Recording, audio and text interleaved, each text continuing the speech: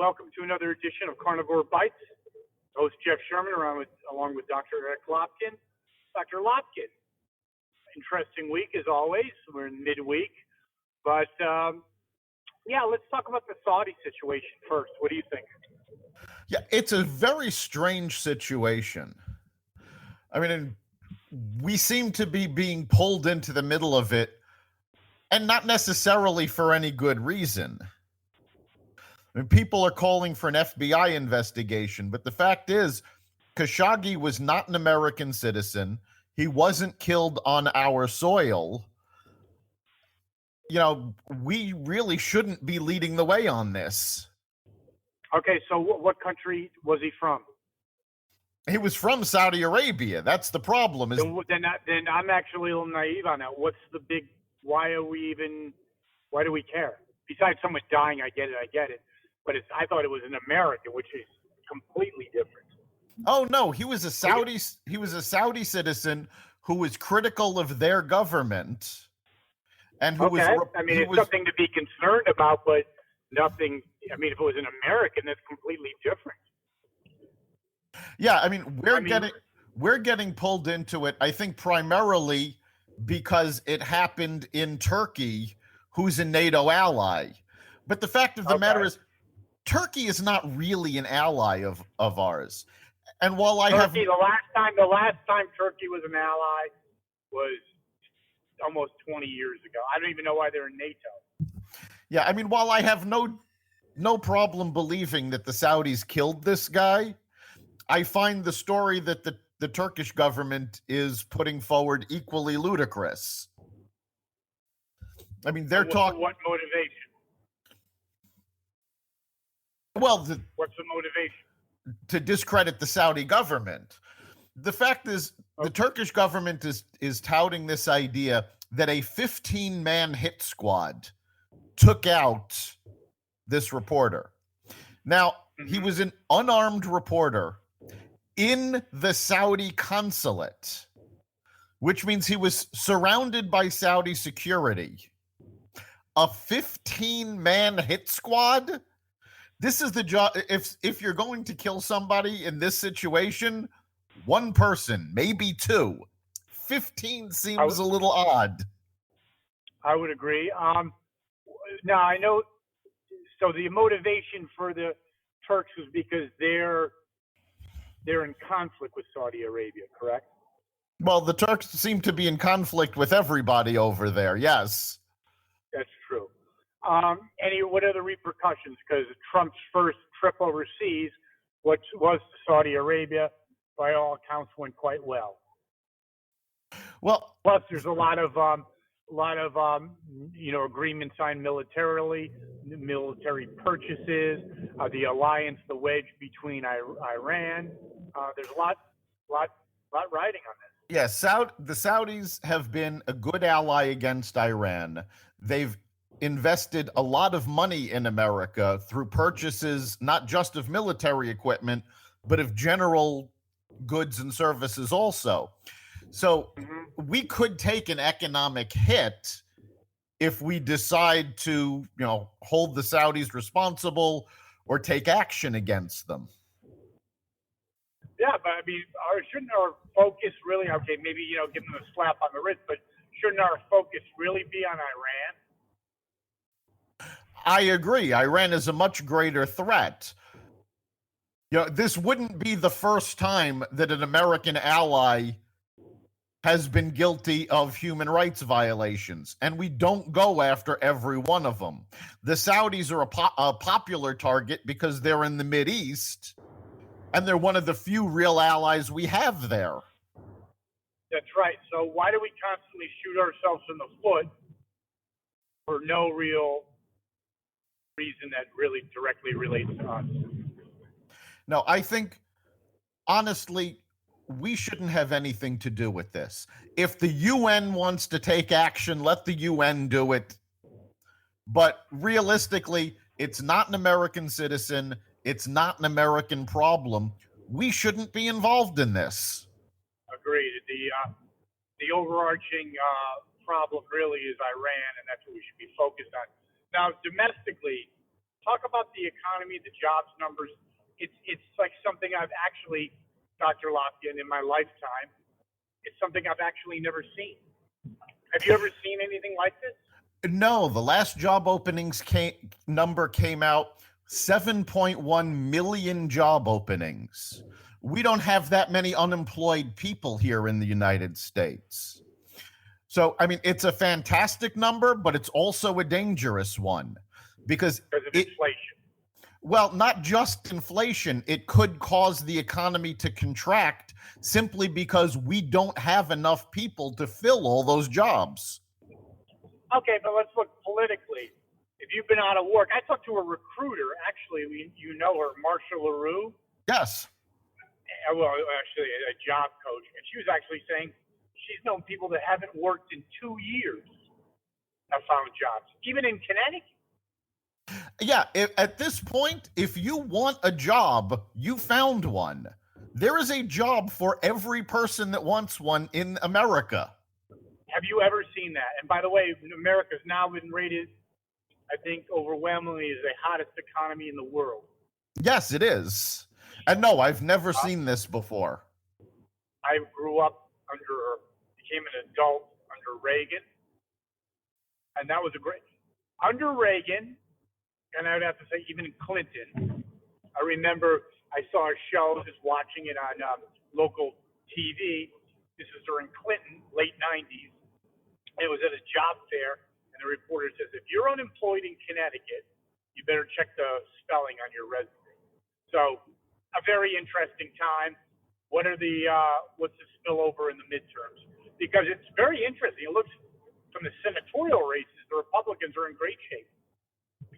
Well, it looks like the Republicans are going to have no problem holding on to the Senate. It's actually starting to look like they're not going to have much of a problem holding on to the House either. Because why do you say that, Dr. Lopkin? Well, because right now there are 10 Democratic seats that are in states that Trump won, and every one of them right now seems to be in trouble, which means it's not a matter of flipping 23 seats for the Democrats to get control. It's going to be 33 seats. And what do you mean by trouble, these 10 seats? Are they in real trouble, or just because you want them to be in trouble? No, their poll numbers either have them losing the election or neck and neck. Now, that to me would be one of the most fascinating stories, only overshadowed by the 2016 election. I could not imagine CNN, MSNBC, CBS News reporting that on election night. No, and what's the cover?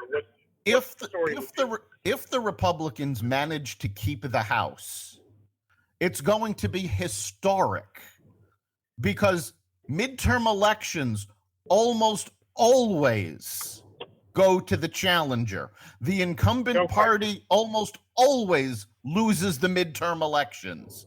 If the Republicans manage to hold on, they've made history. Now, speaking of the midterms, Elizabeth Warren, a.k.a.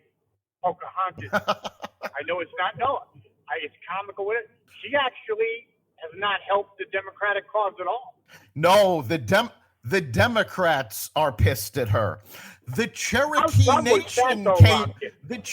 Nation came out against her. This was the stupidest thing she could have done. And it goes back. I have more Native American blood than she does. Well, there was one geneticist that actually said, if you are of European descent, you probably have more Native American blood than she does. What's the political ramifications for her? Presidency, not going to happen. No, she's a laughingstock now. They got no chance of the presidency. What I'm wondering, though, is if they can nail her for fraud. Because the fact is, this just wasn't a claim she made in politics. Back when she was in college, she claimed this to get student aid. Oh, yeah, no. And it's like almost lying on your resume. It's like saying I'm African American, right? Exactly. So let's see what happens. I mean, It would be an interesting, if it was a Republican, people would be screaming for that. Oh, absolutely. So I think it's very interesting. Now, okay, let's do the odds. I know the Republicans keep the Senate. What are the odds of them picking up a couple seats? The odds of them picking up seats in the Senate, it's actually in their favor. I would say not by much. I would say 1.5 to 1. Got it. How about them keeping control? The Republicans keeping control of the House. Keeping control of the House at this point, I think it's a 50-50 shot. What was it 2 months ago? 30% maybe? 2 months ago, it was probably 25 to 30%. The Democrat. What happened to Pelosi? I don't know. Pelosi should have been gone when Trump won. I don't understand why the Democrats keep her in power, but I mean, it's time to let her go. The Democrats have lost everything since she started in power. No question. Now, speaking of losing, what do you think is going on with Hillary? She's the uncle or whatever, the aunt in this case, that just doesn't go away. What's her motivation, which I already know, it's a rhetorical question, and how does this play out? I don't know that it does play out. Right now, her and Bill are touring doing talks. They'll make a fortune off of that. I think she thinks she's still relevant, and doing this stuff makes her feel like she's still relevant. But honestly, the Democrats are never going to back her again. She's got no chance of getting back. But I think in her own mind, because listen, she lived in a farce of a marriage, other things. This was her life. It wasn't just like a Romney that, okay, it wasn't a good thing that he didn't win for him. This was her life, and I don't think she's ever gotten over it. No, and I don't know that she ever will. I mean, remember, she's been working on this since Bill was in the White House. She went to the Senate. God forbid, she couldn't wait for Bill to get out of the White House to move to New York so she could run as a senator as a carpetbagger. So she ran for the Senate. She stayed there. She ran for president. She lost to Obama, Secretary of State. And, this has been everything she's been working with. I honestly believe it's the only reason she didn't divorce Bill is because she wanted to be in the White House. And it's never going to happen. And I don't know that she can get over it. But I still think in her own mind, she's still thinking she has a chance or she wouldn't be doing all this. It's possible. But, I mean, she's damaged goods. She will never, even if she decides to run again, she'll never win a primary again. The Democratic Party will never rig the game for her again. No, she has no chance. And just before we close, really comment on that because, we were together in 08, 09, 2010, where things were just articulate, because it's important, articulate where we were to where we are now in terms of finding a job. Oh, there's no comparison. Back in 09, 10, there were people who resigned themselves to the fact that they were never going to work again. If you were 50, 55 and over, you had no chance of finding anything. Now, doesn't matter who you are. There is a job for everybody in the country. And from a human interest standpoint, you actually, obviously names, omit the names, you actually know people that's actually happened to. And I know that one of the individuals, and I remember he was a talented person. I remember you told me, I kind of got like sad for the person. I said, yeah, he's bummed because he's got talent, but he'll never use it again. And now you say he's working. Yeah, now I knew a number of people in that situation where they were looking at, early retirement because they never thought they would find another job.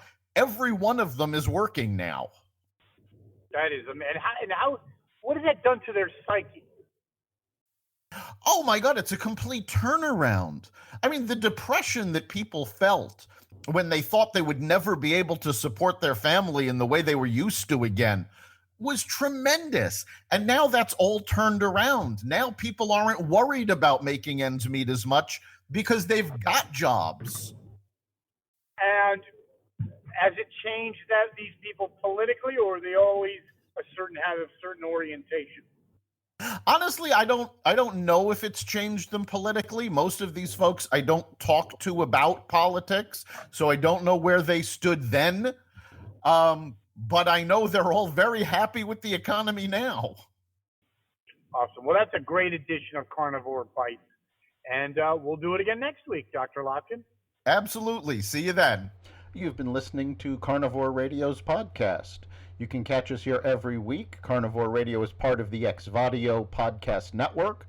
You can listen to the podcast at blogtalkradio.com/Xvadio. If you want to be part of the conversation, you can listen to us live every Friday at 4 o'clock on WESU 88.1 Middletown, Connecticut. You can also catch us online at WESUFM.org. We look forward to hearing from you and see you next week.